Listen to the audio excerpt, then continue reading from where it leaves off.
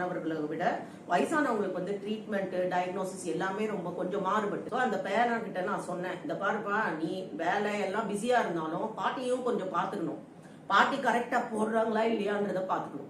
அப்ப அந்த பாட்டி கிட்ட கேட்டேன், இப்ப எப்படி நீங்க அந்த மாத்திரையெல்லாம் காலியானோன்னு. அந்த பையன் கிட்ட நான் என்ன சொன்னேன்னா, நீ வந்து கரெக்டா அந்த பிரிஸ்கிரிப்ஷனை எடுத்துட்டு போய் மாசம் மாசம் பாட்டிக்கு அந்த ஸ்டாக்கை வாங்கி கொடு அப்படின்னு சொன்னேன். இந்த வாட்ஸ்அப்ல இப்பெல்லாம் எல்லாருமே வந்து மொபைல வச்சுக்கிட்டு அந்த வாட்ஸ்அப்ல இப்படி ஒரு பிக்சர் ஒரு படம் எடுக்கிறாங்க, இல்ல அந்த காலியான அந்த அட்டையை போய் காட்டுறாங்க. இதெல்லாம் தவறு. நீங்க வந்து அந்த பிரிஸ்கிரிப்ஷன் நாங்க எழுதி கொடுக்குற பிரிஸ்கிரிப்ஷனை கரெக்டா போய் அந்த பார்மசியில காட்டினா உங்களுக்கு கரெக்டான மாத்திரை கிடைக்கும். நிறைய பேர் வந்து இந்த பிரிஸ்கிரிப்ஷனை எடுத்துட்டு போவாததால நாங்க ஏதோ ஒரு மாலிக்யூல் எழுதிருப்போம், நாங்க கிளிமிப்ரைட்னு எழுதிருப்போம், ஆனா பார்மசிஸ்ட் வந்து கிளைக்லசைட் கொடுத்திருப்பான்.